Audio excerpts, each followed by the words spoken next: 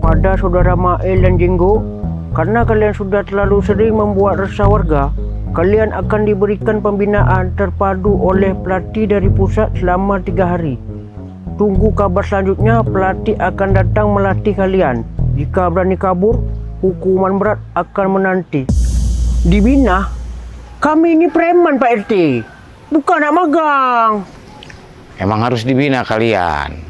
Kalian keamanan, tapi bikin resah warga. Baru sehari ku masukin rumah sakit jiwa, kalian pukuli dokternya.